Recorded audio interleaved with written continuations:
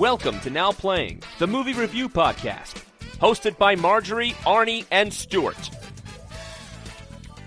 Today we're discussing the Human Centipede 2 full sequence, starring Lawrence R. Harvey, Ashlyn Yenny, Maddie Black, Candace Kane, Dominic Borrell, alright, a whole bunch of naked people, and directed by Tom Six. I'm Arnie, the head segment of Now Playing. Well, I got my lip gloss, and I'm ready to staple up here at Stuart in L.A. And this is Marjorie, and perhaps I'm the crazy person who's putting people together, because I ain't gonna be part of any Human Centipede. The only place I'd be is the front, and that would be a really hard sell. Yeah, the girl gets the front this time. I think you ought to let Marjorie in on this, Arnie. You're being a little hoggish. Okay, we'll rip her tongue out when we're halfway done. And we are back, the three of us. Last year, we reviewed The Human Centipede, a film that I hadn't really heard of. Stuart turned me onto it. I'm like, oh, this sounds like some little artsy thing that I'd have no interest in watching. What? Oh, the title, The Human Centipede? What are you talking about, some little artsy thing? I knew right away where this was going. Yeah, well, once you understood medically what they were talking about, once you understood it wasn't a ripoff of The Fly, it wasn't like a sci-fi network insect man creature thing. Once you understood the concept, it really did invade my mind. I couldn't stop thinking about it. I mean, I think I spent weeks thinking about ass-to-mouth surgeries. Maybe, there's someone you could seek treatment from for that.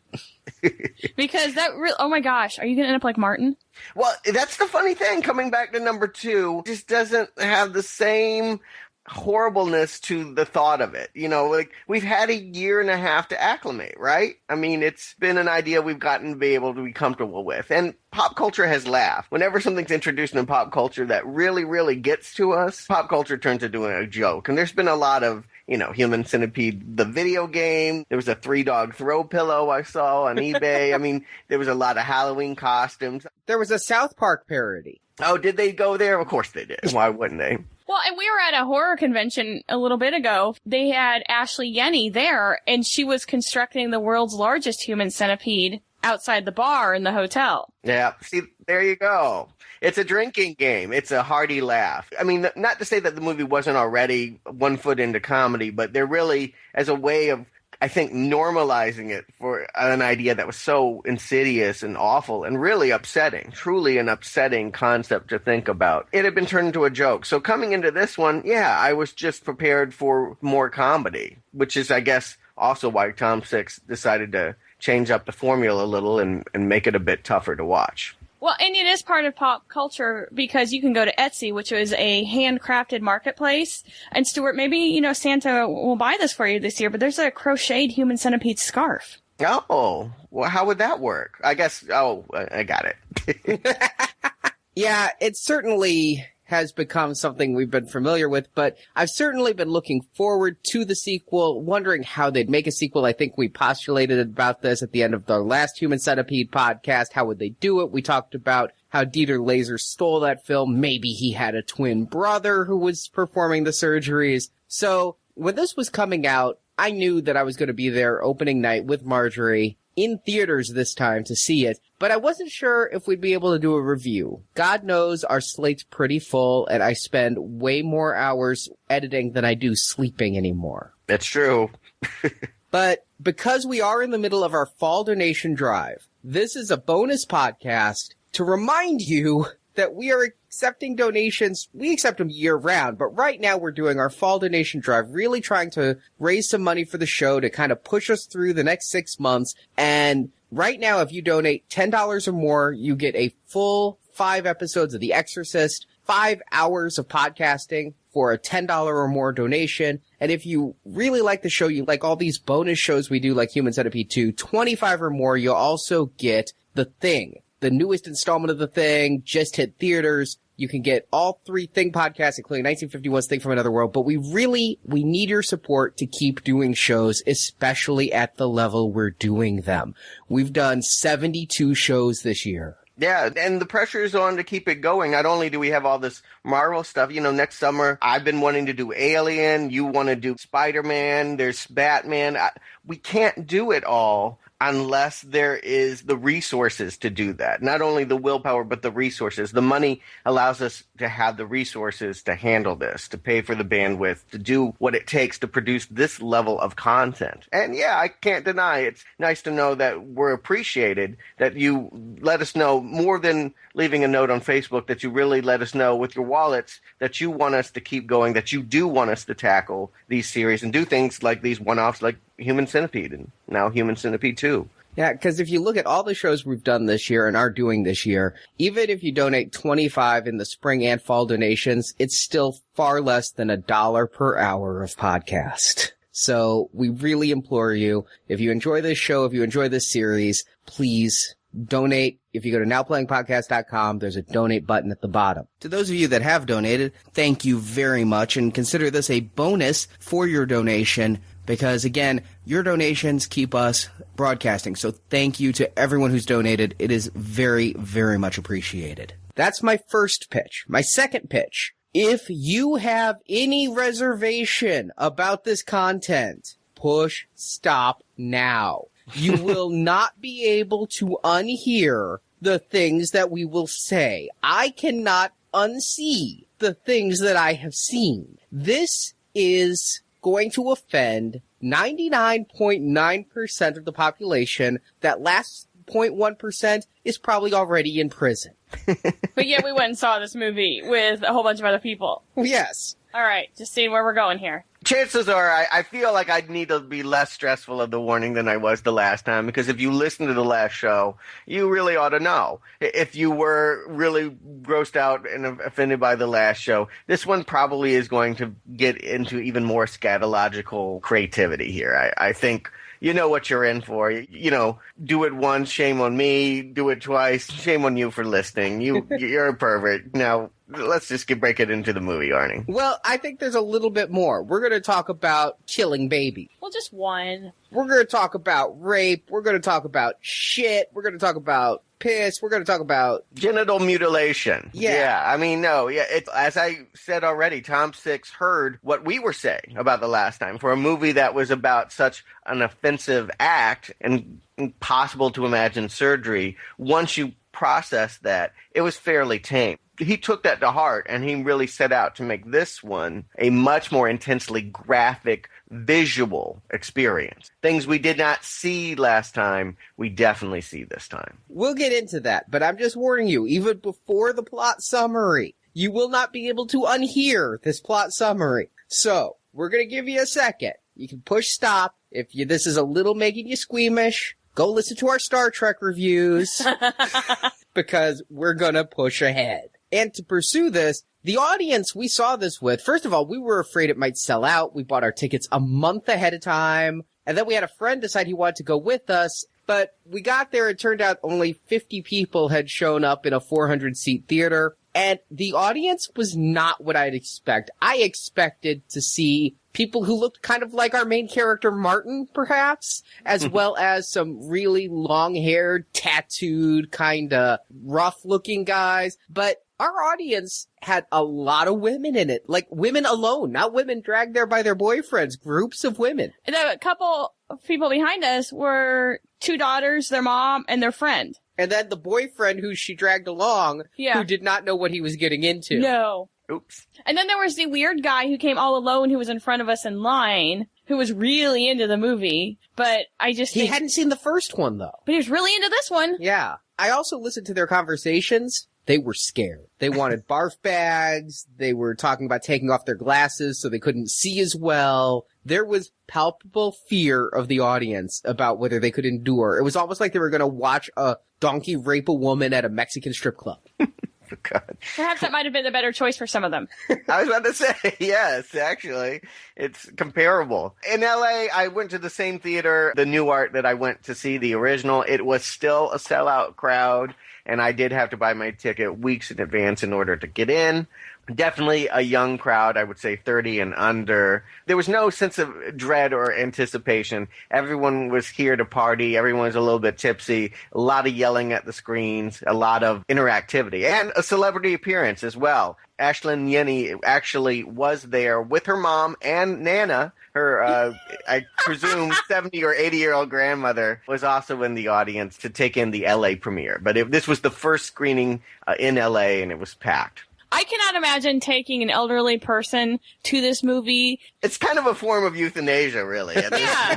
Isn't it? It's very cruel. Ours was mostly a younger crowd. It felt like mostly college senior types who were taking a break from their studies to watch The Human Centipede. I was also shocked at the number of people I overheard who were at the sequel, not just the guy in front of line of us, but lots of them hadn't seen the first, yet here they were. I guess they didn't think the plot would be contiguous. Yeah, well, the first one, the release was smaller. I do feel like there was just less hype around The Human Centipede when it first came out. There was hype, believe me, there was hype, but not necessarily to go see it in theaters. I think this is the first opportunity for a wider audience to really take it in as a midnight movie. I mean, these are late night screenings, and I don't know that younger audiences have too many opportunities to really do this kind of thing. I feel like it's more fun now that you can see it with a group in a big theater space. Doing it at home with pay TV, just not the same thing. The last one did seem to be in the same theaters in our area that this one is. We just weren't able to find the time to do a midnight showing last time, whereas this time we planned a month in advance, worked our schedules to go. But I do feel like our last review, I felt really cool. Like we were cutting edge. We were reviewing a film nobody had heard about. And now our listeners are like, when's the Human Centipede 2 review coming? They know now. We clued our audience in, but society as a whole has been clued in, again, by South Park and everything else. So it is certainly bigger, and they're already talking about a part 3. Well, before we get there, I think we got to break this movie down. Arnie, let's do the closest thing to a plot. Do you need a roll of toilet paper? No, I don't need a roll of toilet paper, but maybe like the people behind me in a barf bag. Last chance to push stop. Martin had nothing going for him in his life. He's mentally challenged, overweight, balding, and really an overall gross and greasy guy. And he's also so short that people refer to him as a midget. He was sexually molested by his father, and when Martin told the cops of his father's incestuous crimes, his bitter old mother turned on him as well, threatening to kill Martin and forcing him to see a creepy psychiatrist who also has sexual desires for Martin. Martin's only escape from his horrible reality is while he works as a parking garage attendant, he repeatedly watches The Human Centipede. Yes, in this movie, The Human Centipede is just a film, and this movie takes place in the quote-unquote real world. Martin's fascination with the human centipede has grown fetishistic. He masturbates with sandpaper while watching the film and has created a large journal that he lovingly strokes, detailing the surgeries the fictitious Dr. Hyder performs on his subjects. Martin has studied his pet centipede and decides to build his own human centipede, finding victims who are in his garage late at night. Martin shoots them in the legs to disable them before bashing their heads with a crowbar, and using a large van, he brings his victims to a warehouse where he strips them naked and leaves them duct-taped on the floor. But the kidnappings have made Martin feel stronger, and when pushed too far by his mother, he lets his centipede bite her on the face before bashing her head clean through with a crowbar, and then confronts and kidnaps his bully of a neighbor. He kidnaps a couple, which includes a pregnant woman and a man, but when he discovers they have a very small child, maybe 3 years old, he just locks the kid in the car and leaves him. Throughout the movie, we return to the garage and hear the kid in the car crying. And when he discovers his perverted shrink in the garage sharing a hooker with a friend, he kidnaps the hooker and the friend, but executes the shrink. He also is calling the agents of the actors from The Human Centipede, pretending to represent Quentin Tarantino, supposedly casting a new film in London and asking the Human Centistars to audition. Eventually, Ashlyn Yenny, who played Jenny, the rear section of the centipede in the first movie, comes to London to audition. She is the final 12th victim for Martin's full sequence Human Centipede. Using household tools, Martin tries to perform the surgeries as seen in the movie, but he kills one victim while cutting into their buttocks, and another one, the pregnant woman, seemingly dies during tooth extraction.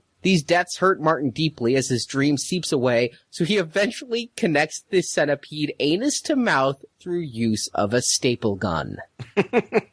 With his 10-piece centipede build, he awaits the feeding, shoving a funnel down Ashlyn's mouth, her star power garnering her a promotion to the head of the centipede. And when Ashlyn doesn't defecate immediately, he injects laxative into each segment of the centipede and pretends to conduct a symphony as each person has explosive diarrhea into their successor's mouth, often spilling outside the lips and going everywhere. To celebrate this success, Martin then has sex with the rear of his centipede. But during all of this, the pregnant woman who Martin left for dead went into labor. She got up and ran screaming and naked from the warehouse, with asthmatic Martin in feeble pursuit. Outside, she gets in a car which refuses to start, and she unwillingly gives birth to her child in the car. The baby falls to the floorboards right as the car finally turns over, and as the pregnant woman floors the gas, she unwittingly crushes the skull of her newborn baby beneath the gas pedal, saving her own life but killing her child. Martin is distraught and returns to see the centipede has torn itself in half, and Martin begins to execute every segment of the centipede with bullets to the head, and when he runs out of bullets, he starts to carve into the necks of the people. Ashlyn fights back, attacking Martin and using the funnel to allow Martin's centipede to run up his own ass before Martin kills her as well. And with his human centipede dead, Martin sobs, and then we cut to Martin back in his garage, again watching the human centipede, and we hear the screams of the child still locked in the car as credits roll. I just want to say I love the fact that you called them Centistars. Does that make us a centipod? I don't know. No, I'm curious how many people are still listening, even though we warned them. Then I'm wondering how many people listen to the plot summary and then are still here. So if you made it through that, please let us know how far you get in the podcast. I don't know. I feel less squeamish, guys. Maybe it's just me, but this time, even though it's more extreme, I've got to say, just viscerally, this movie does not upset me as much as the last movie did. Well, I think because the last movie, it was implied, and it was all left up to your imagination. There wasn't much gore in the last movie. Hardly any at all, to be honest. And this movie, everything that you possibly imagined wasn't as bad as what they showed on the screen. Now, what they showed on the screen was extreme, but I think what you can create is just totally ungodly compared to what you saw. And, I mean, honestly, I had no problem with gore. I think they did it really well in this movie. They want to show us everything that they didn't with the last time. But I think that it wasn't less that it was that. It was more to the fact that we've just had some time to normalize to this idea, right? I mean, you spend a year and a half processing a movie about ass-to-mouth surgery. It's just less affecting, right? I mean, it's just, had this movie come out as the first movie, it would have been even more traumatic for me than the first movie already was. But given that it is number 2, I feel like I could handle it this time. I don't know. I'm not so worried about our listeners. They know what is in it for them at this point. At this point, they're asking for this kind of treatment. I don't think the gore was any worse than you saw in Texas Chainsaw Massacre, the remakes. No, this did take some violence to extreme, but I think that Tom Six is really trying to take it to the next level. People talked about the Human Centipede. They were fascinated by it, like you were, Stuart. I was fascinated by it. The 100% medically accurate was just like blowing my mind to think that this could really happen. I'm like, well, I wonder if people are going to start doing this. Is this a viable solution for anything? And then I think Tom Six gave us what we wanted. I think that basically, for all of those who, like us, went, well, you know, it's a disgusting concept, but it's pretty tame, he was probably upset he didn't offend us more. I really feel like this film doesn't exist like the first one where he had the Six story and really wanted to tell it. I think that this film exists as a middle finger to the world. He's like, I will offend you. I think he put in anything he could think of that was offensive. And the more offensive he could think of it, the more he put it in. You want to kill a newborn baby by having the mother kill it? Done. You want to have some masturbation with sandpaper? Done. How about the centipede in the ass? I mean, come on. That was just the way he danced around. I'm sorry. I love that. But I think Tom Six just really wanted to offend. And I consider myself pretty unoffendable. But even I was like, wow, you went there. That's what I wanted to hear. You guys feel like this time he delivered on the promise that he didn't quite fulfill with the last movie, that he has actually shocked your system. Not necessarily shocked. I mean, I was hoping for some gore because the last one didn't have it. I love gory movies. I guess I was shocked that he actually killed a baby because that is very taboo in cinema. And I don't know that I was offended because I believe I have the cognitive capacity to understand that what I'm seeing is fake. And people who take it too seriously, I don't relate with.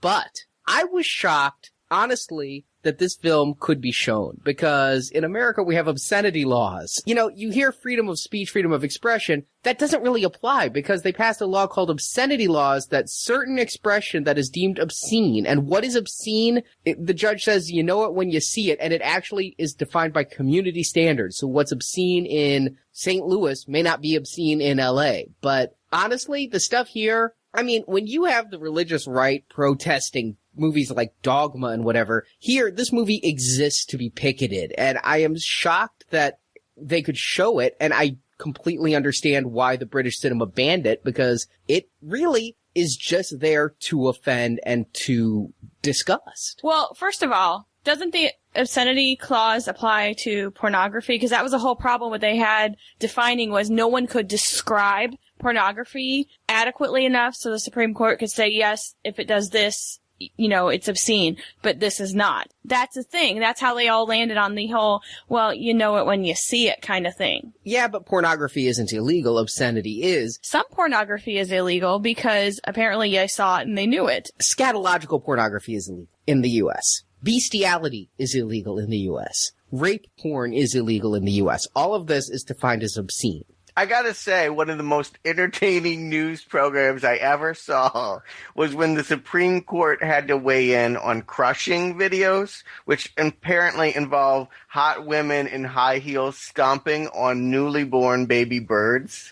And the thought of having to watch those 9 old people think about, possibly watch such a video and weigh whether it's obscene or not, it just was hysterical to me. I just feel like you're right. What we're talking about here is really ephemeral. It's hard to get a finger on what point you stop and deem something illegitimate to be shown. I'm in general against that principle. I think people should have the power to make that up in their own mind. But at the same time, I can recognize that this movie is more extreme than probably many people that are going into it are prepared for. And do they need protection from it? Well, I think a stern warning is enough. I feel like, yeah, it is released in the UK now. They have excised 2 minutes of it. So there is a cut that they are releasing that is less offensive and less challenging than the version we saw. And even the version that we saw is not what's going to be released on the DVD when it comes out. There is 2 minutes of footage from this cut that have been cut out. I agree with you, Stuart. I think people should be able to decide for themselves. I really do. But given that we live in a country where that's not the case, I was shocked that this didn't have to also go to the Supreme Court right there with the high-heeled bird killers. Well, and you think about it, let's think about what the religious groups protest, okay? They protest Dogma because it dealt with their religion and a perceived parody of it, okay? They protest soldiers' funerals because they don't like gay people. Go figure. I don't know what dead soldiers have to do with that, but all right. They're protesting Steve Jobs because he didn't praise God enough. Exactly. So this movie didn't have anything to do with God, so I don't see why they're going to protest it. It's the baby killing that I think pushed it. It's the baby killing where Tom Six really revealed his motivations to me, where that wasn't in service of story, that wasn't in service of plot, that was in service of, oh, shit flying on the lens isn't enough, now I'm gonna kill a newborn. Okay, now, wait a second, though. If they protest every movie where a child is killed, they're gonna be really busy. It's different and you know it. Yeah, it is. I know, but that wouldn't require these people to have some sort of intelligence about what they protest. And they're not listening to this anyway, so I can say that. But let's go through this movie, because I honestly went in completely spoiler-free. I had read some interviews with Tom Six about it, but he didn't want me to know what the plot was. He wouldn't talk about the plot. The first trailer was more like Two Girls, One Cup. Yeah, it was awesome. It was like a reaction video instead of actually seeing the scenes. And so I went in, I still didn't know if Dieter Laser was going to be in it. I knew nothing going in. And when we start off, we're seeing a recap, I thought, of the first Human Centipede film, the last scenes. And I'm like, oh, that's good. They're catching up all these people in the audience who don't know. And then we see Martin watching it. And it hit me. The first film wasn't black and white, right? Yeah, that is the first shocker, really, of this movie, is the fact that they've switched aesthetics, really. It feels like an entirely different world by going into black and white. Now it feels very stylized, whereas the first movie felt cheap and grindhousey. This one really feels arty and give me a little bit of an Eraserhead vibe. I had a theory that the reason it was in black and white was that they didn't have to go all out on the special effects budget, because black and white is a little bit more forgiving when you're doing gore. And I think that they didn't have to make a lot of the surgeries as realistic as necessary and put a lot of detail in them, because it was black and white and it does hide a lot of things like that. And furthermore, I really hate black and white movies, but this one did not bother me. My theory is that it went black and white because movies are sometimes given X ratings if there's too much blood. And, I mean, I'm, again, not sure this film gives a damn if it's X. It just is afraid of obscenity laws. By making it black and white, the gore becomes more disassociated, and perhaps, again, he was skirting obscenity laws. I thought that's the reason why all the trailers were in black and white. I had seen the trailers, and I knew that that's how they were presenting it. I thought that they were doing that to hide the fact that it was actually a color movie that was going to really be grotesque with all of the body fluids that you were going to see. So black and white, we don't really know what we're looking at. But no, it was a choice that was made from the start of the film. Probably some of it is to skirt obscenities. Some of it might have been budget. But at the end of the day, they work it to their advantage. I think Tom Six embraces the fact that he's making a different thing. And I think it does have the effect of creating a stark contrast to the world of the movie. By saying that the first movie was just a movie, now we understand that we're in a much harsher, starker, quote-unquote, real world with Martin. Well, and if you look at Martin's life, I mean, this guy has absolutely nothing in his life except this movie. He has a very dark, dreary life. In any exterior shot we see, it is pouring rain, which I'm not sure if that... Well, it's London. It is London, yes. Yeah. But it could be just his statement on Martin's life, because Martin has a really crappy life if you think about it. He's short, he's fat, still lives with his mother, his father abused him, his therapist abuses him, he's an attendant in a parking garage. Stuart, was I the only one having flashbacks to some of our recent Hannibal Lecter films? This guy was like the Tooth Fairy to me. We see the making of the somewhat sympathetic killer, right? I mean, this guy, you feel bad for him in many ways. Well, yes and no. I feel much like, with Tooth Fairy, before I can feel any sympathy, I feel utter abhorror at him as a physical presence. This guy, the real test that I said at the end of Human Centipede is, can they find somebody that's going to match Dieter Laser in just being physically imprinting on your brain as a creep? Dieter was so great in that role. The way he looked, the sunken face, the fingernails, all of that. I really felt like they had to bring him back because there was no one on earth that could follow in his shoes. I'm asking the room, does Lawrence Harvey work for you as Martin? Is he a suitable Dieter stand-in? I think so, but on a completely different level and for completely different reasons. I think they made a really good choice, and I looked, he's never done anything else in his life, and he probably won't do anything else except Creepy Killer and SVU, but he was bizarre looking. Those eyes, oh my God. Yeah, I couldn't take my eyes off of the guy. I think they've done it. I think that they have found someone not freakier. I don't think you can get freakier than Dieter, but it definitely felt like a Harmony Korine video. Have you ever seen Gummo or some of his work? It's like the people are so strange in the films that you find yourself almost at a freak show. Like you're staring at, I could have spent an hour looking at this guy, just like sitting in his bed, in his underwear, just the face, the eyes. It's just hypnotic how otherworldly he appears to be. He's phenomenal. And it's not just his look. This guy plays it right. His facial expressions. He never says a single word in this film. He just moans and makes sounds. And fart sounds. Does he have the ability to talk? He must, because he calls and sets up the auditions. That's what I was wondering, is that we know from the phone calls that someone is impersonating Tarantino or Tarantino's handlers, but we never actually see him. Somehow he's able to do all of this without ever saying one word to somebody. Yeah, I got the impression that he could speak.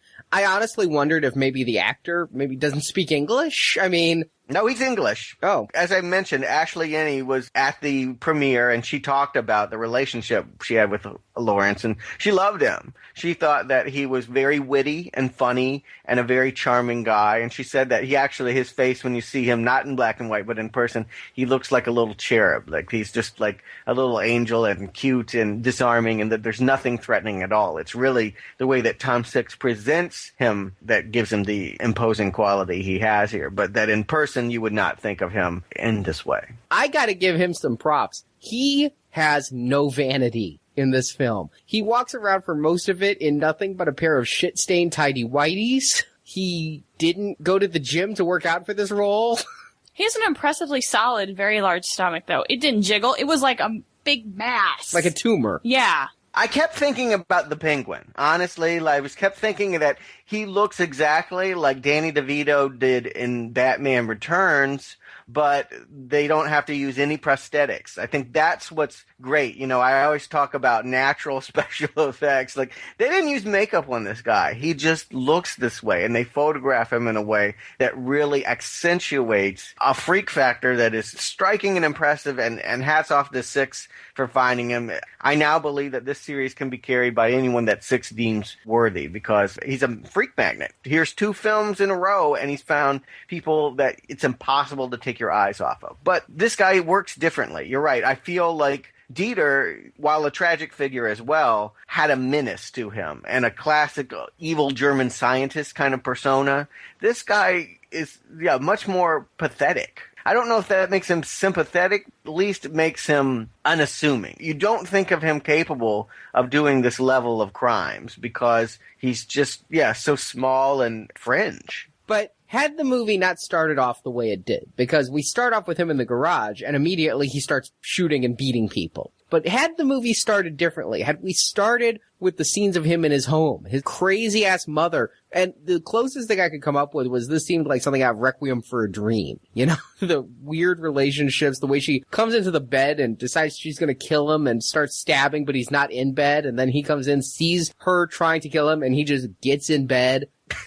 I love that. That is a great moment. I do feel like the best scenes in Human Centipede actually are this interplay he has with his mother. They're wonderfully dark and funny and perverse. Had we started here and seen him, his mother hates him for standing up for himself and turning in his father. His shrink is coming onto him, possibly molesting him. Well, she hates herself as well. I mean, she keeps putting them both in a position where they'll die. I mean, she literally says that at one point. She keeps baiting the neighbor who plays his music too loud and is kind of a ruffian to come down and do them both in the kitchen because she just doesn't want to live anymore. It's a pretty nihilistic environment to grow up in. And this is where I'm starting to feel some sympathy for Martin. And if we'd started here and seen this caterpillar become the Red Dragon killer, I think that there would have been a lot of sympathy for him. Now, the way we start off, we know he's this crazed killer, kidnapper. I love how he gets his warehouse. He has the landlord showing it to him that just stabs the landlord in the gut. And the assembly of the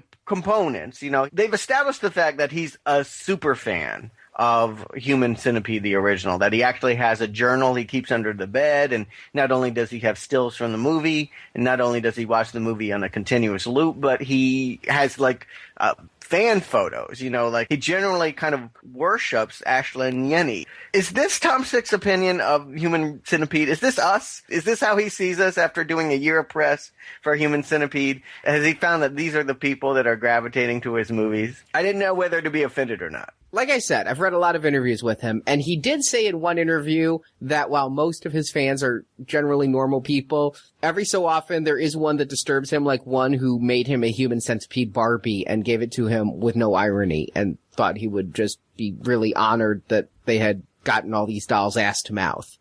But his reason for doing this was he was tired of the press saying, what if one of your viewers tries to emulate this film? Now, I don't think The Human Centipede is exactly the easiest film to emulate versus your average slasher, but the press kept asking him, and that is what gave him the idea for the sequel was, all right, let's see what would happen there. So I don't think it's how he sees us, but it's how the press who interviews him sees us. You saying that really makes sense to me, because this movie does feel reactionary. It feels thin-skinned to me. It does feel, by taking us out of the movie world that we were in and creating another layer to it, it feels like he wants to comment on all the bad press he got for Human Centipede. And you're right, it does feel like a middle finger to all the people that said it wasn't gory enough. It feels like he's attacking the people that say he's irresponsible or put something out there. It was surprising to me to see him step outside of the world he created last time rather than continue with it. Did you think it was weird that we're now in a world outside of the movie? Well, it had a been there, done that feel. My go-to reference, surprisingly, was Blair Witch Project 2, where a small little indie film then had a more popular sequel where the original film was a film. But there have been others. Wes Craven's New Nightmare we reviewed did this. Sure. Is this supposed to be reality now? Is this supposed to be where you and I live? Obviously, Human Centipede lived in a B movie. So is Human Centipede 2, is this reality? I think it's supposed to be. Anytime you have an actress playing herself who is starred in that movie, it's, again, like New Nightmare, it's supposed to be reality. Yeah, it's an interesting choice, and one that I didn't necessarily want it to go here. I can honestly say that. It was a disappointment to find that we weren't going to continue on within the world of Human Centipede. I definitely wanted to see, if not Dieter Laser, I wanted to see someone else treat that scenario that he created, that first experiment he created, seriously, and go about doing it within the movie world. By taking it out, by making it meta, it's too self-referential. It's too much commenting on itself. Here's my biggest problem. When I say he's giving the middle finger, I feel like when you said thin-skinned, it clicked. Because the things he does here, he does for the sake of doing.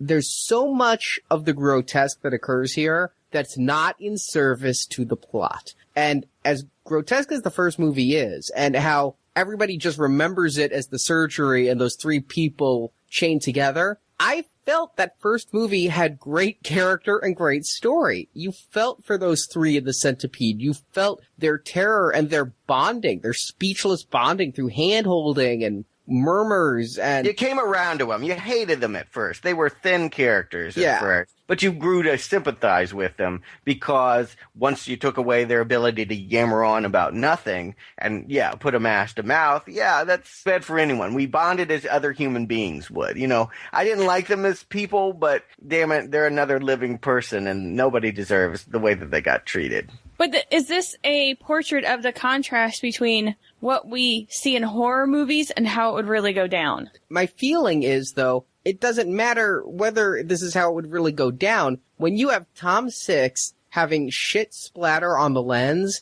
and having a woman crush her newborn infant's head under a gas pedal, he is just throwing in anything he can think of to offend, but it has nothing to do with the story. The story is in service to the grotesque, not the other way around, which I feel is a reversal from the first film. At the very least, I do feel it's teenage and reactionary. It's immature. I see that as a sign of an immature filmmaker when they're more obsessed with what their critics have been saying about them than what it is they have to say. And I definitely feel like Human Centipede 2 is all in response to what he had just experienced on the press junket. It felt concocted as a reaction to what the feedback he was getting. And while that's fine and understandable, I mean, obviously you write about the things that you experience. I'd rather hear what's going on with you and what gets under your skin rather than getting back at people that lobby fair or unfair criticisms at a press junket. It just feels a little immature. I didn't need or want it to step it outside of itself and comment on Human Centipede as a movie. I feel like that was a mistake. Why couldn't Martin just hear about the experiment from the press, from the tabloids? Why did it have to be a real movie that he watched in loop and loop and loop? I think it's because, as you said, that Tom Six had been accused so many times of putting out a movie that could inspire violence. And so he wanted to create a fantastic, over-the-top portrayal of what someone taking his movie and using it as a inspiration could look like.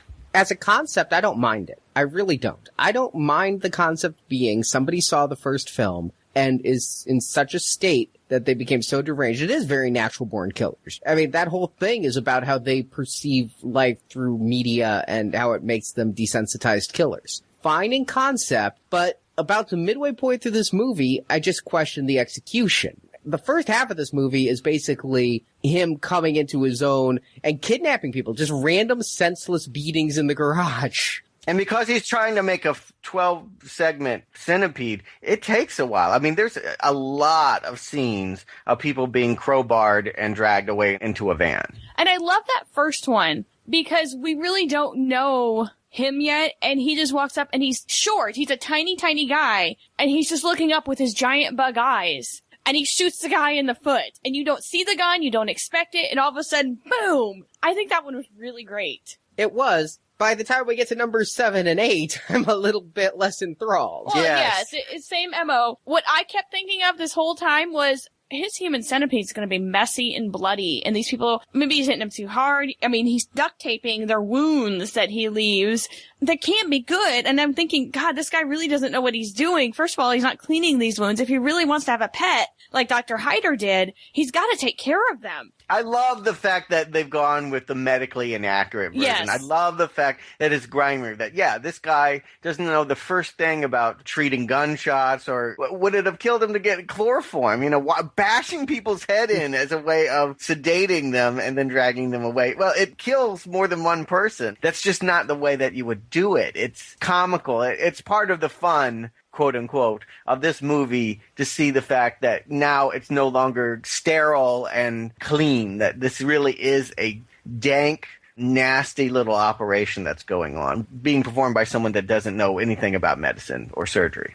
That said, I feel that the first movie was a horror film, but it had funny moments, right? It had some really funny moments. And I think they were intentionally funny. This film, to me, comes across as the Three Stooges meet the Human Centipede. I mean, I think this movie is all slapstick humor. No portion of this movie should be taken seriously. I believe it was a comedy, a parody almost of the Human Centipede. Mm-hmm. That is a good way of thinking about it. It is a self-parody. And yet, the starkness of it throws that off. I think the fact that it is in the stark black and white, I mean, the humor is downplayed in a lot of ways by making it so dank and miserable looking. You're not immediately like laughing in this world. This doesn't look like a comedy. Let me put it that way. Maybe for like the first few minutes, but the moment he shoots the guy in the foot, I was laughing. It is funny. The way that Martin plays it, his body language, his facial expressions, his little smiles, the way that he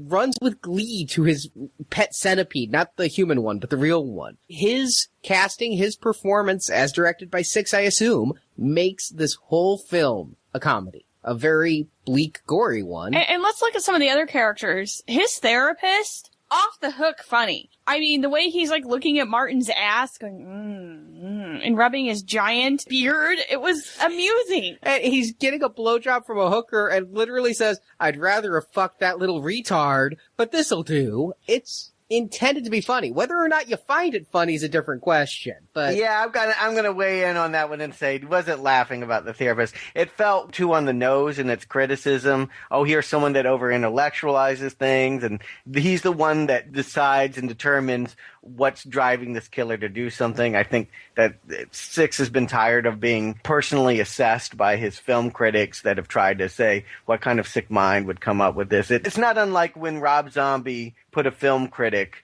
in one of those Firefly family movies just so he could kill them. Mm-hmm. But yeah, I do think that this is supposed to be a comedy. And when he finally rebels against his mother and bashes her head clean through, and then sets her up at the dinner table. Yeah, the mom stuff definitely is the best comedy. I do feel like those are the best scenes, is the stuff with him and his mom. And that was the part I found I was laughing. A lot of these kidnapping moments, I wasn't laughing. I was sort of just had a strange expression on my face. I'll be honest, after a while, it got a little boring. Yeah, I guess I would think tedious. I do wonder, was there a scene cut out? Because there's the one scene where the two women come down and he's masturbating with the sandpaper. Yeah, two club girls are there to pick up their car, and one of them spies him through the glass at work, watching Human Centipede and getting off on it. Yes, with sandpaper. That is cut. That is something that was cut. Genital mutilation, apparently you cannot show that in a theater.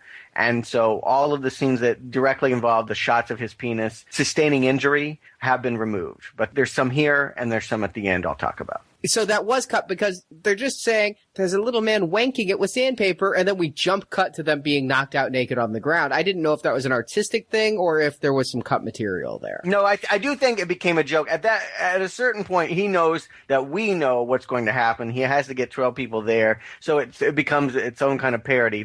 Someone yells up at the security camera that, I don't know, they want their car or they want to see the attendant. Next thing we know, they're lying in the warehouse, duct tape. Like they have to shorten this because God knows we don't need to see every bit of every kidnapping of all 12 of these people. And here's where I again felt to some degree we were back in Hannibal Lecter land, because most of these people are terrible people who deserve some kind of retribution, right? I mean, you get the neighbor upstairs, tattooed, threatening to kill Martin and his mother, and he becomes part of the Centipede. And you get that shrink who, he's so ghastly and the mother are so ghastly, they can't even be part of the Centipede. Martin has to kill them. That beard would get in the way. Or add to the comedy. You could add some matted shit in it. I think the hooker and the person he was with in the car do get added. Yes, they do. You're right. Most of these people are morally suspect. I don't know that everyone I felt like deserves death. The club girls, maybe they're just obnoxious. But yeah, the ugliness of human behavior is exaggerated in all of these victims, with the exception of the black couple that have their child there. That's clearly there just to get a rise out of us. And the fact that he leaves the child unattended in a locked car and walks by hearing it cry for the rest of the movie. It's kind of a running joke. It becomes comedy at that point. But when they're abducted, we're feeling really bad. And of course, he's got there lying there. We never see her abduction. But early on, lying there, he's got a pregnant woman. I wasn't sure if that was, like, the woman from that couple. It is. Okay, I thought it was. They had one child and she was pregnant with a second. Yes. Oh, really? Yeah. Oh, huh. And they were a mixed couple, guys. Oh, you're right. Okay. When they were abducting her, I wondered how the stomach would work with the centipede. What happens when she gives birth? That would be not pleasant for the person behind her. So how do you guys feel about the fact that not only is Human Centipede a movie within this movie, but that he decides that he needs a star at the head of this thing, and they drag back the real Ashley Yenny to play herself to take the headpiece this time? She was at the end of the first movie. Well, she's graduated. I think that's great because it really ties in his obsession with the movie and the fact that he wants to make this centipede, which, if you look, his life really sucks and he loves his pet centipede. So he wants to make a real pet centipede but the head is something he really loves. And I think that, like Dr. Hyder, he really wanted to take care of it. It's going to be his pet, all these wonderful things. However, he lacks the intelligence and resources to have a good execution of this full sequence centipede. And I think it really shows Martin's obsession and his affection. Yeah, because he's kind of got a romantic thing with her, right? A lot of the pictures in his little Human Centipede scrapbook were of her. Yeah, they were more of her than the Japanese guy, that's for sure. And he definitely kind of lingers with a licked finger on some of those photos. Every time he did that was what was creepy, is like you just got that whole like creepy molester vibe off him. Yeah. Actually, Yenny said the day that they met, he brought her a candy bar, and she was like, "Isn't that what you do to children you want to abduct in a car?" She said he definitely played with that, but that he was actually a very sweet man. Yeah, I like that, and I like that he gave her the headpiece, Well, it wasn't fair that she was the back. Yeah, but again, I kind of got that molester, rapist. He was sexualizing the centipede. Yes. He was masturbating to the centipede. Eventually, he fucks the centipede, and even though he's fucking person number 12 and she's number 10, it was number 10. Die. I feel cheated because it was only 10 people, not 12. You were promised a full sequence. I was promised the full sequence. But it's like when you go to McDonald's and you get 8 McNuggets instead of the 10 piece. Exactly. But in his mind, I think he was fucking her because she was the head. Yeah, no, I don't disagree with that. The sexual obsession with her was her, but because, the therapist makes a comment in there, because he was molested as a child, the mutilation, all of that, it's a dime store psychology assessment of things. But yeah, I think you're right. I think that's what we're expected to understand. This is a story about a sick psycho fanboy who really is just wanting to get Ashley Yenny in the way that he wants to have her is the way that he saw her in the movie. Most of the times you fall in love with a beautiful matinee idol, they're not in such a degrading film. But here, because her one claim to fame is Human Centipede, he's got to have her with 11 other people attached. I got to say, I felt really bad in the moment where she's finally put at the head of it and is crawling on all fours towards whatever's in that dinner bowl. It was soup. I first thought it was dog food, but I then later caught the can label. It was soup. Yeah, it was soup. Someone in the audience actually yelled out, "Hey, I'm a fucking star!" And I just felt so bad. I looked over at the mom and the grandma, and they just kind of shrugged it off. But it was like, yeah, on one hand, they're here to see their baby girl in the big movie. On the other hand, she's crawling on all fours. Naked. It would be like taking your mom to the premiere of your new porno. It's torture porn, but it's still porn. And I felt bad because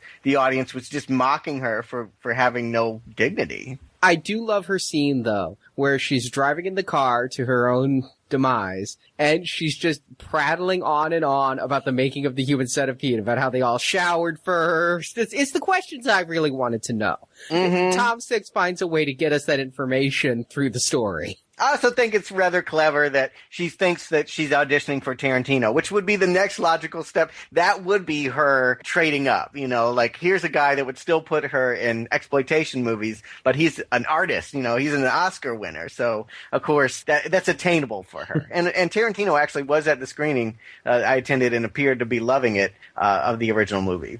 So that was a nice meta call out. And sometimes I felt the meta stuff was heavy-handed. That one was cute. But then she gets her tongue ripped out for talking back. I felt bad for her at that point. That was perhaps the one thing, when he's stapling them. That's hysterical. I love that he used household tools. And when he's gathering them, I'm like, a meat cleaver, a hammer. What will he use these for? The pliers. I just couldn't see how these would be helpful in the assembling of the centipede. But everyone gets their moment. Yes. It's like watching someone make bad fanboy art. It is like someone that doesn't have the tools to do it right, winging it. And one of the biggest jolts, I think, of the movie for me is when he takes that first dude and just very methodically knocks out all of his teeth. Tooth by tooth, we watch him just hammer it out. But not in like a over-the-top way. He doesn't swing it like he's, going to crush the guy. He's just like, thump, thump, thump, thump, thump. There's something very workmanlike and novice about it all. Well, he'd been drawing pictures and studying the movie, so he knew what to do. And he knows the movie better than I do. I forgot that they had to remove the teeth from the mouth. And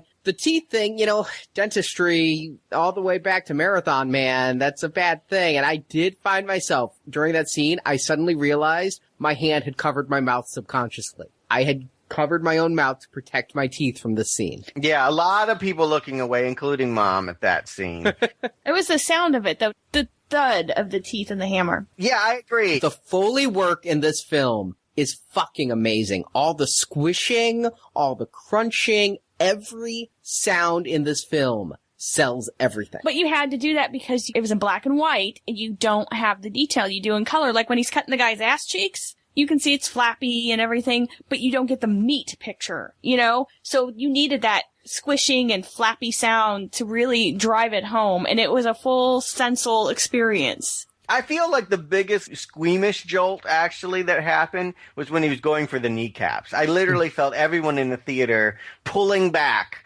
when he's pulling out the nerves from the knee, from the patella. He's peeled it back and is just snipping it. We know it's fake. It's not about whether it looks real or not. There's just something awful about the fact of thinking about someone holding your real nerve and then just snipping it in half. With kitchen scissors. Oh. He's cutting the tendons, not the nerves. So they can't straighten. Remember Dr. Hyder cut their knees so they couldn't stand up and they only could kneel. Right. And I love that, the crowbar was his anesthetic. He walks around and it's like whack-a-mole. He knocks all 12 out, and then he cuts their knees, and just the looks on their faces. Did he not do that for the pregnant woman? Because she eventually gets up and runs, but I guess he wrote her off as dead early and didn't do all these surgeries, Yes, right? She did not get anything done to her because he went to go work on her and she was dead. Or else she played dead pretty effectively. I think she was out cold. I think she was doing pretty badly there. Yeah, I thought that he killed her with the anesthetic crowbar. He's not a trained medical professional, clearly. No. So, he didn't have the tools to assess whether they were alive or dead. He didn't have a stethoscope. I love that. That's all you need to be a doctor. I love that he was just using a Sharpie to draw on the ass, and then he's just cutting with whatever he can find, and of course it bleeds out. The crudity by which he starts out of being like, I'll just cut the ass off, and then like, nope, that kills them. I guess I'll have to get the staple gun. And then he cries. You feel bad for him. His pet died. It's like he's really upset that this happens. It's such a weird moment when he weeps over the death of that man. Mm-hmm. But then, when he gets the staple gun out, again, I tell you, this movie is a comedy. It's slapstick. He is stapling people's lips to the next person's asses. This wouldn't even work. No. He didn't, cut their face in the gruesome. There's not enough lip. No. And his staple work was all haphazard, and it was just all different. And I don't even know that those staples would work very well. It can't get the underneath like you need, and he's using the thin staples. It was crazy comedy in the history of Reanimator and The Thing and all of these movies where you just take body parts and do wrong things with them, but it's funny. Yeah, I agree with you, and I'm having a mixed reaction to this. On one hand, I'm appreciating that there's comedy back in the movie. I had not been laughing for the first half of it, for the most part. Other than the mom scenes, I felt like it had kind of gotten into a strange lull where it was neither funny nor scary. But yeah, once he's assembling the centipede, it really is going there, and it's become, as you say, a Marx Brothers movie. But I feel that's a little sad, too, because the first Human Centipede, there's something about the body modification that was smart and just got to you in a way that creeped inside your head. It felt Cronenberg. Cronenberg's work is all about how the body is transformed by modern technology, by machines or what have you, into looking different. And I felt like he could have gone with a smarter way of assembling the centipede. But by going this way, you're right, it has become a total farce at this point. It is a crude scatological comedy. Also, I'm finding myself at this point just thinking this movie wasn't as good as the first one, because as a comedy, the only character in this whole film that we are given to try to relate to is Martin, and to some little bit, Ashlyn. Yeah. We keep seeing scenes from the first film throughout, and it's always a mistake when you reference a superior film in your inferior one. And Tom Six makes that own mistake by showing us scenes of his original. And I'm reminded how those three I did feel for when they're gripping each other's hands and they're having that moment. Here we have a much larger centipede, and I don't give a shit, no pun intended, about any of them. And they're all just grotesques who, even the ones who aren't, I don't know anything about. And so you don't feel as bad. They're dehumanized. Again, that helps with the comedy because you don't want tragedy in your comedy. But by the same token, here I feel like I should be feeling worse for these subjects than I am. And instead, I'm just like, it's funny, and these people I don't give a shit about, and that makes this an inferior film. I also thought it was weird that, Ashley Yenny is now the head of the centipede. Well, in the first one, by having the Japanese guy as the head of the centipede, we didn't know what he was saying. We didn't understand him because we didn't speak Japanese, and they weren't relating to him for that reason. I don't know why she is not talking to Martin. Obviously, when he gets her tongue out, she can't speak anymore. But even prior to that, she's not speaking. She's not screaming. She's not baiting him. Or trying to talk nice to him and save herself. Right. I mean, there's no dialogue. There was an opportunity to expand his obsession of her and her trying to figure it out. I mean, I would have something to say in her situation. That's all I'm saying. But she mostly just kind of is frowning, and it was a strange choice. Maybe she can't act. I think there was a little bit of that, but she did get hit in the head twice with a crowbar. Okay, fair enough. Honestly, because I kept thinking when they kept showing the naked people duct taped together in the little storage warehouse thing, the pregnant woman wasn't duct taped at all. But she did have that nasty neck wound, but why couldn't she? She was duct taped when she was laying on the floor. He cut off the duct tape to perform the surgery. But her hands weren't. No, because she laid the whole time holding her belly and holding her neck, like in some kind of weird painting. So why couldn't someone else have crawled over to her use her hands to unduct tape their legs and feet? The guy, one of the guys, I don't remember which one, they become indistinguishable, these centipede segments. He gets the duct tape off his mouth, and he's screaming, it's a fucking movie, he's going to staple us all ass to mouth. Once you can talk, can't you be like, hey you, wriggle your way over here. Let's get back to back and try to escape. Those were some of the best parts of the first Human Centipede film, were the escape attempts. Here, there's really none of that until the centipede breaks in half. But it seems like what he really wants is to feed her. There was no line in this movie as good as Dieter Laser's feed her. No, in fact, you use that all the time. I do. People in the audience were shouting it throughout the whole movie. I think they were disappointed not to get a call back. And so he gives her the soup. He rips out her tongue. He force feeds her the soup with the funnel. And then he starts making the farting sounds and massaging their bellies. His fart symphony. When he's standing there directing it and just making the fart sounds, it's hilarious. We've thought of him as a little child from the get-go because he still lives with his mother and he's just his size, his pint size and all of that. But yeah, when he's using his tongue to make that sound, he totally looks like a kid in a candy store. And it just doesn't come fast enough for him. And so he gets the laxative, and it's not enough to inject it just in Ashland the head and let the dominoes occur. But everyone gets the injection. Yeah. And here's another reason why you finally understand maybe this is in black and white and not color. They can do the Schindler's List thing. When the excrement comes, it is the only thing in color. It's actually brown. They've colorized it like the girl in the little red hoodie in Schindler's List. Yes, I was thinking Schindler's List at this moment, too. Yeah, they definitely wanted to accentuate what you were watching. Just in case you were thinking maybe it wasn't what you were looking at, they've made it brown. But what I think is hilarious is at this moment, you have 10 people shitting massively. It's explosive diarrhea. And he's enjoying it up until the point it starts to smell really bad. Like, what did he think? Yeah. I was wondering, is there a drain in the warehouse? Can he hose it down? And I'm wondering, this is the point where you see in his face, he's thinking this isn't such a great idea because they do have to have bodily functions. And yeah, poop's smelly. And you just had 10 people massively shit all over. And it splashed on the lens, not once, but twice. And then, it's of all course, over him. Yeah, it gets to the 10th person, and it projectiles yards away and hits the wall. And it's overflowing the mouths. And then he vomits. And that's where I was like, got queasy. I can't stand people vomiting. I don't like to vomit myself. But I gotta say, this scene, I don't know if it was him vomiting. I don't know if it was the diarrhea. I don't know if it was the popcorn we ate at the movie. But I felt a little nauseous. I really had a physical reaction to this. So he did. He finally got you guys. I'm glad because you guys were sure disappointed that you didn't get that moment in the last movie. I don't like vomiting. I'm sorry. It's just, Here's the thing is, I wasn't like that. Nothing I was seeing was repulsing me, but yet my physical reaction was different than my mental for some reason. It was a disconnect. It may have been the popcorn. Yeah, I'm sure it was the popcorn.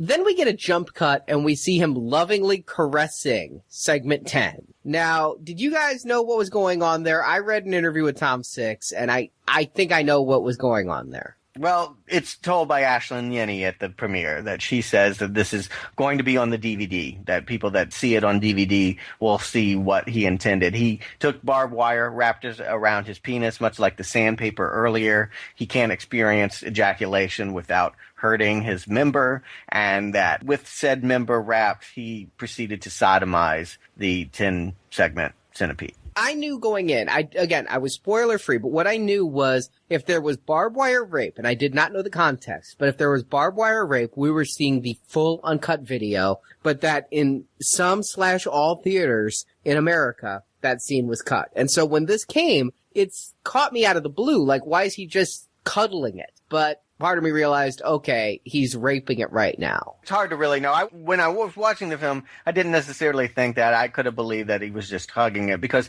we've never seen him. I don't know. Well, we didn't see the member. You know, they teased it with the underwear and all of that, but and the sandpaper, but we haven't seen him erect. I didn't know whether he was erect at this moment or not. I assume because it goes on for a while, and I'm not sure what I'm seeing. Yeah. But then I think it becomes clear because at this point, the pregnant woman gets up and runs out, and he doesn't even notice at first because he's too distracted with his rape. My question for you is when the pregnant woman gets up and is running away and getting to the car, how did you experience that? I hate to confess this. I didn't want her to get away. For some reason, my alliances have been put with Martin. and I did not want her to get away. I wanted her to be attached to that centipede. I can't say I felt that. At that point in the movie, again, I didn't think we were given any way to relate to any of these characters in the film. They were all objectified except for Martin. And so I watched it completely dispassionately. It was, will she get away? I really don't know.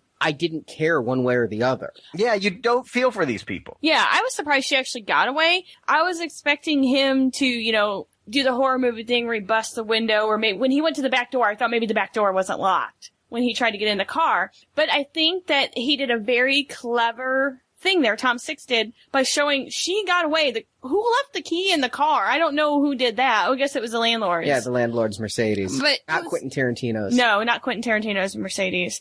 It shows how inept Martin really is, because he didn't realize the key was in the car. He thought she was dead and she got away. She's in the car with the doors locked, trying to start the car, and he doesn't have the strength, intelligence to try to bust the window with an implement to get her. He didn't have his gun on him, and she manages to get away, and he made the very critical error of walking in front of her car while she's trying to start that. I was thinking she was gonna floor it and crash him into the building and kill him, but she ends up getting away, and we never ever see any more of that. Well, this is very close to the end of the film, so we don't know where it would go. Yeah, and let's face it, they find the most outrageous solution to this scenario. It would have been very rote for him to break the glass and get her out of there, and then they would have had to pay for that car they probably were renting for this production. Oh, come on. It was probably someone's car. It was probably the cast member, or somebody in the production. Maybe not. Maybe not.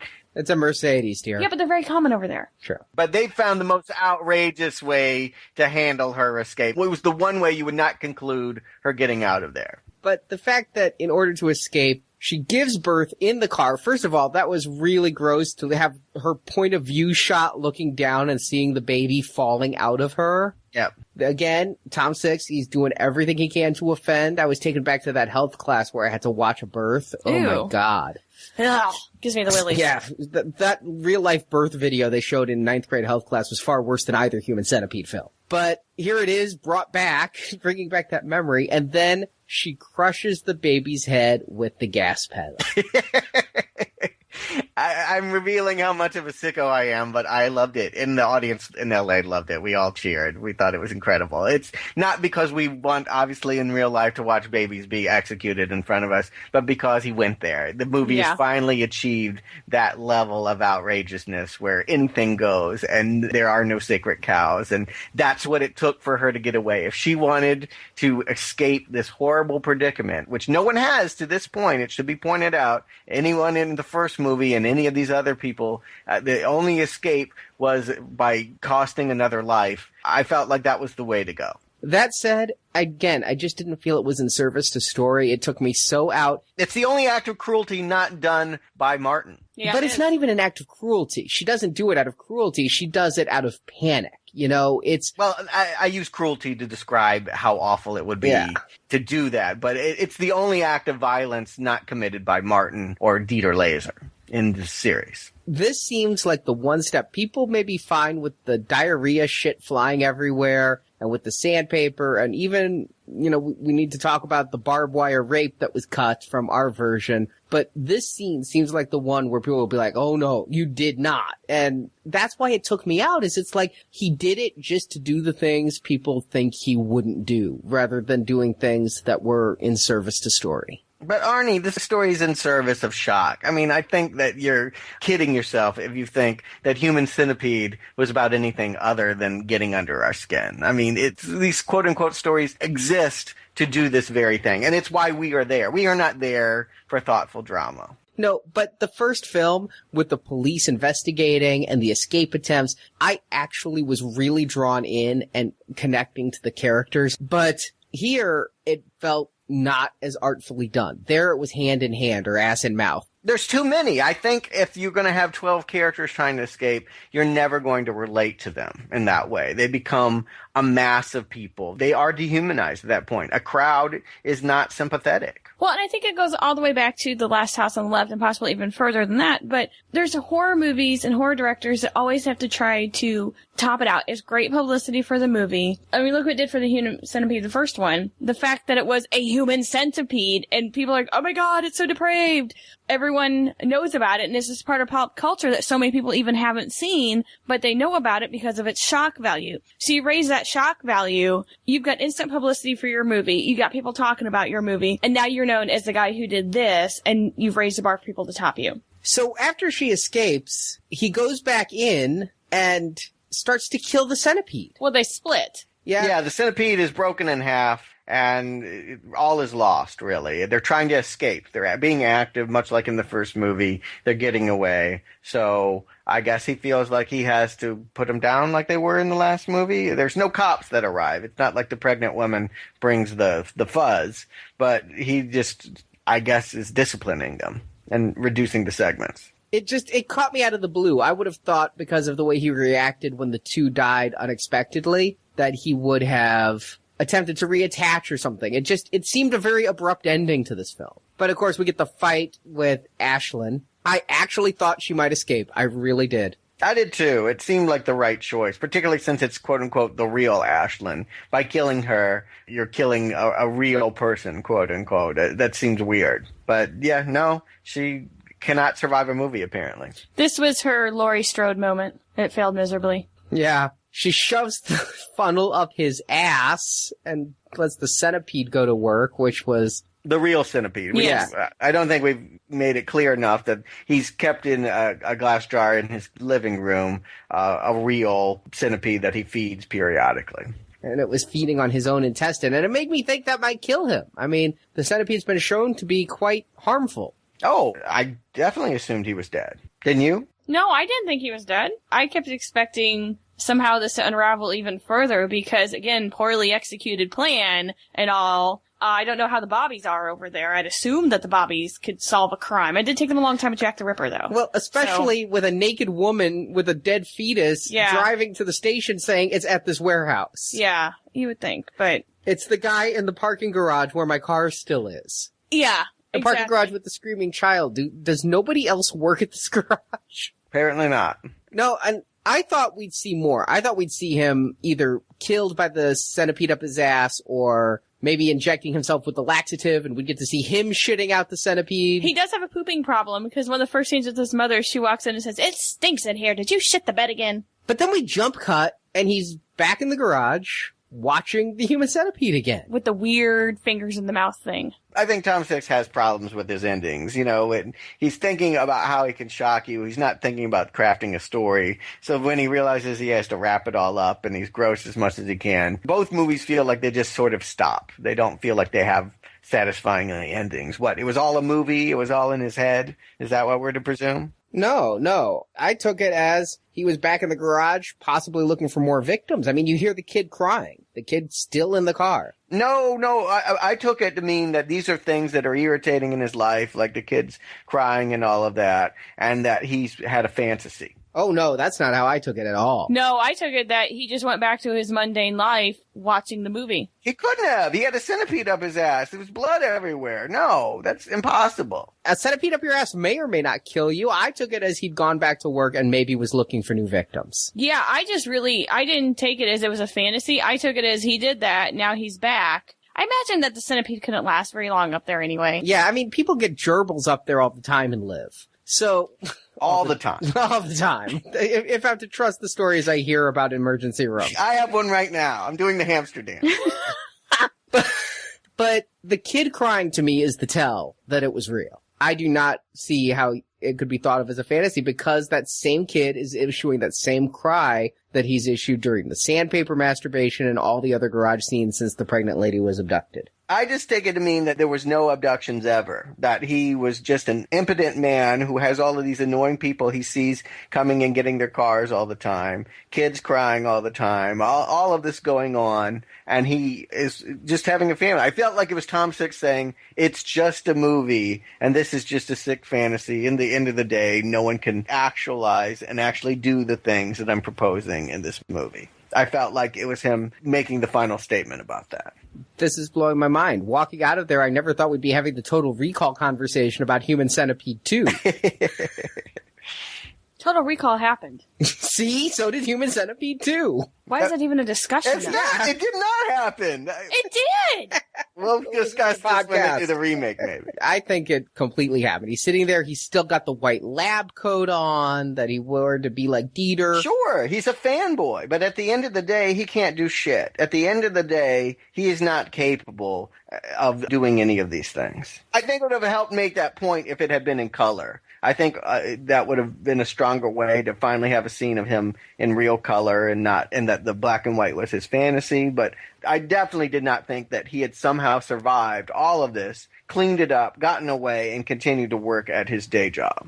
I don't think he cleaned it up. That child would have been dead, by the way. I mean, he never feeds these people actual nourishment, you know? Yeah, we saw that, but here's the question. How long did the movie span? Do you have any idea? I do not. Well, yeah, it had to have been several days. We only see 2 definite sequences of night, maybe 3, I think. Maybe 3. It had to be a couple days because there was the phone call saying that Ashlyn was going to fly in. Yeah. She had to get there to London, and she wasn't there when he was starting those abductions. And that child was one of the first victims. But assuming it wasn't really hot and the child wasn't going to cook in the car, he was in the shade, he'd just have to starve or dehydrate. Crying would be a possibility.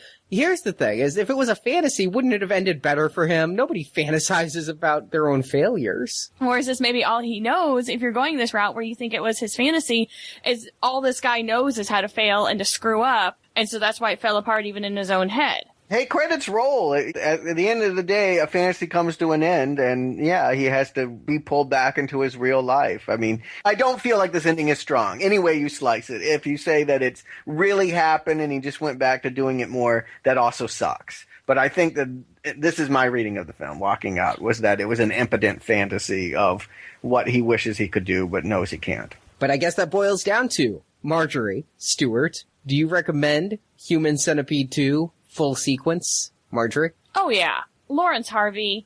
The fact that he was a leading man, he's never been in a movie before or anything, no TV show. He is literally unknown. His wordless performance is truly amazing, and he did a really great job. I mean, the most of his vocalization is making fart sounds and crying, and it's great. On the other hand, the gore is tremendous. It is just way out there. It's over the top. If you want to be shocked by a movie, you want to see this. Yes, there is a newborn baby killed. It is very brief. If that kind of thing bothers you, you might want to stay away. But I recommend it. It's good. I highly recommend the first one. This one I like. It wasn't a bad movie. It wasn't horrible. I'd probably watch it again with the cutscenes so I can get the full aspect of the movie. But yeah, I recommend it. Stuart? Well, it's disappointing that Tom Six has to kowtow to his critics. And this felt very much, like I said before, of someone who would rather have an argument with his critics than continue to make what originally had inspired him. I feel like it's thin-skinned. I feel like it is trying too hard. And I don't feel, now that we've normalized to the concept, it's nearly as shocking. Even though it's far more graphic, I didn't feel nearly as repulsed and shocked. I do feel like, yeah, for torture porn fans, there is still some stuff here. I'm going to give the mildest of recommends, mostly, yeah, for Martin. I actually feel like because he matches Dieter Laser and because he has his own thing. He didn't ape Laser. He has his own way of approaching the character. It's, dare I say, Chaplin-esque. Something about the black and white silent performance in the comedy. I felt like he was almost like a Buster Keaton, but that's the reason I recommend the movie. I don't think it's particularly a great movie. I do hope in the sequel that Tom Six can be less concerned with what people are saying about him and have more to say. As I am speaking right now, I'm not entirely sure if I'm going to recommend this or not, because despite what you said earlier, Stuart, about how we're not here for great story and things, I don't just want to see grotesque for grotesque's sake. And while that may draw me in, ooh, can you shock me? In the end, I'll walk out and I'd be like, well, yes, it shocked me or yes, it didn't. But I can't recommend a movie just because it's going to shock you. I need something more there. The Human Centipede, the first one, gave me a lot more. It gave me standard horror cliches with a completely new take, a completely gross yet funny way of doing it, and characters that I came to empathize with. And here, I'm torn because, like Marjorie said, I believe Martin's performance is really great. I think that this guy, I mean, again, he will never work as anything unless we're doing a remake of Dracula and need a perfect Renfield. But beyond that, he just is so good in this and so brave. It's a brave performance to do the things he does. And you just watch it. I was dumbfounded that this is a man who eventually has to go home and has to face people having done this. But the movie did amuse me. But by the same token, I was very disappointed in it. I just wasn't as taken with it as I was the first one. It had moments, all of them Martin's, be it the staple gun, the poop symphony, but overall, I felt this was a much weaker movie, and so I'm just on the fence. And I was really scared this might be 3 no recommends, and I really didn't want people to think that we were so offended by the content that we couldn't deal with it, and so we just went no and dismissed it out of hand. I do want to judge this as a movie with everything taken in. I'm going to come down just ever so slightly on the side of recommend because I want to see it again. I want to see the cutscenes. I want to see Tom Six's full vision. So the fact that I'm still interested enough to see it and will watch this movie again, yeah, I recommend it. It's a conditional recommend. It's not as strong a film as the first one, and it's far more gross for the sake of grossness. It's about as smart at times as getting slime dumped on your head, and you can't do that on television, only with shit. But there is stuff to be enjoyed here. So, yes, I guess it's 3 recommends for the second sequence. Well, I think we're all in agreement. It's Martin that puts it over the edge. And I think we're all in agreement. It's a come down from the last film. The original film had novelty. This one, it's starting to get old. You're seeing them go to more extremes to try and make the concept fresh, but it's starting to get stale. I'm not really sure what they could assemble in a third movie that would make it worthwhile. I don't know what he's thinking. I know that Tom Six has said this much, that he actually sees a romantic, quote-unquote, happy ending to it at last, and I don't know what that could mean. Would you have been more satisfied if Dr. Hyder was found out to not be dead? He survived. No, I want to make clear. I like Martin. Martin's the only reason I'm recommending it. No, I'm not holding on to Dieter. I love Dieter. I like the fact that maybe in every movie we get a new fascinating freak. I think that that's a nice hook, that I can't wait to see who he's going to cast for the next one, and that probably will live or die by how I feel about the new villain. And no, I didn't miss Laser either. I really thought we'd never be able to match his greatness. And with Martin, we did. Martin is also my selling point on this film. Do you guys see a future for Martin other than maybe making special signing appearances at horror conventions? Yeah,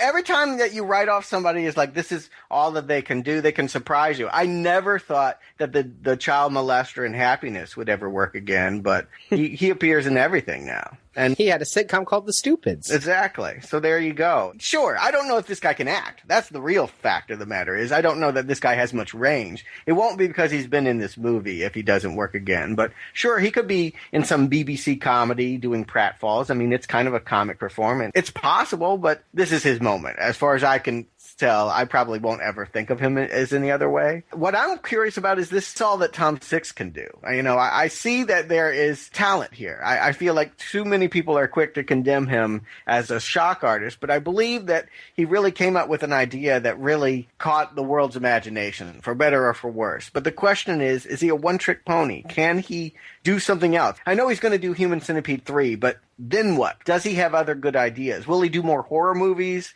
Will he just do more schlock horror movies? Will he mature and have the career of a David Cronenberg? Or is he just Eli Roth or whoever makes Saw movies? Well, he's done 3 other films, so you could go back and find them and let us know on the Facebook page. That's true. He's done I Love Dries, Honeys, and Gay in Amsterdam. Are these notable, reputable films, or are these things that I would need to pull back a curtain in order to see and put a 25 cents into a machine? I don't know. I'm talking about his future career, whatever he's done in the past. I really wonder if he can do anything more than aspire to shock. And this movie didn't convince me that he can. I felt like the first movie, I saw the promise of a new horror voice. But this movie, maybe he's wearing out his welcome. It's funny because I compared this to Blair Witch Project 2. Isn't that exactly what happened with Blair Witch Project? Is the first one, everybody thought there was this new horror franchise and a new future for horror. And then second one came out and we're like, we're done. It wasn't the same directors, but yeah, they didn't work again. But they tried the other effect. Believe it or not, they wanted to do a romantic comedy with David Hasselhoff. I think it might have even gotten shot, but it didn't get released. All right. Well, Stuart, Marjorie, thank you for joining me for this full sequence.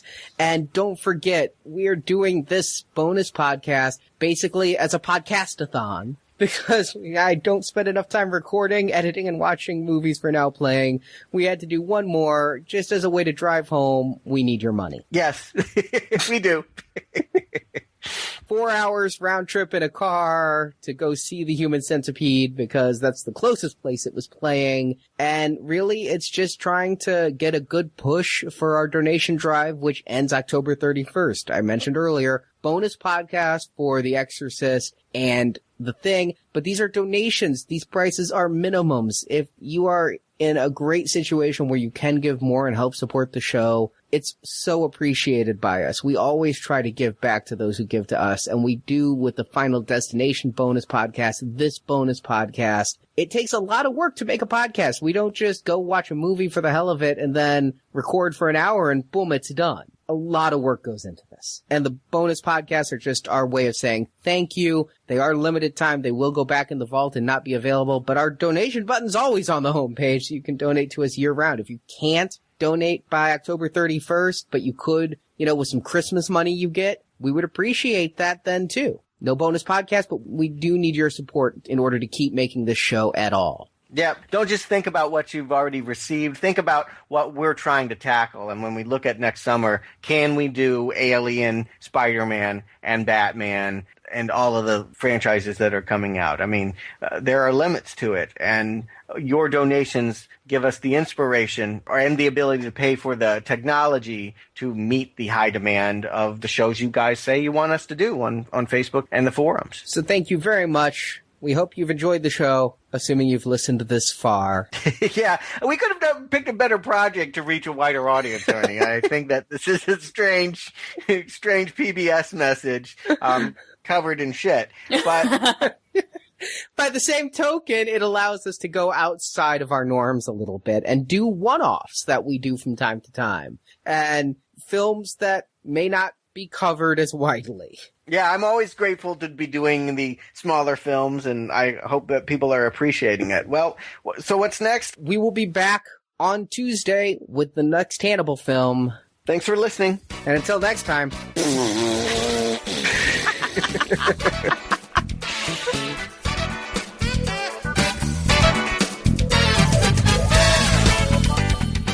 Now Playing is a Venganza Media production, copyright 2011, all rights reserved.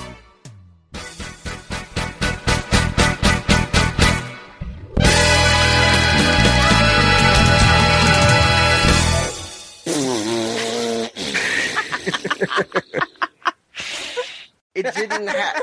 It all comes back to number 2, doesn't it? Yeah,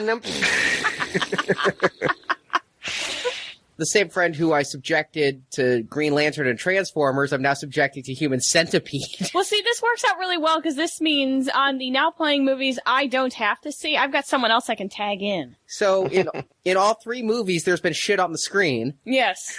And I recommended Green Lantern. Yeah, I would still rather watch something that I still find a movie like that way more offensive than Human Centipede 2, but rough-looking guys, and there were some there. You mean like bikers, or do you mean like punks? I'm confused. Kind of punk. Okay. Not bikers. I didn't really think bikers would see this. Okay, I was confused at what you were saying. I thought you were I was imagining Dog the Bounty Hunter. The Sons of Anarchy. Yeah, no. You're right. Yeah, exactly. I'm laughing every time you say number 2. The deuce is loose. It was, yes. What happens when she gives birth? That would be not pleasant for the person behind her. Especially if he had that long beard. Yes. But after birth, you just never get it out of a beard. Don't I know it? Oh, Arnie, what the? I'm taking the Tom Six route. I'm just saying the most grotesque. Oh, man. Ugh. And he pees blood. After the guy beat him up, he was peeing blood. That happens. You get hit in the kidneys too many times and you pee blood. See, you learn something every day, Stuart. I learned it from watching Usual Suspects. Oh, well, there you go. See, movies are educational.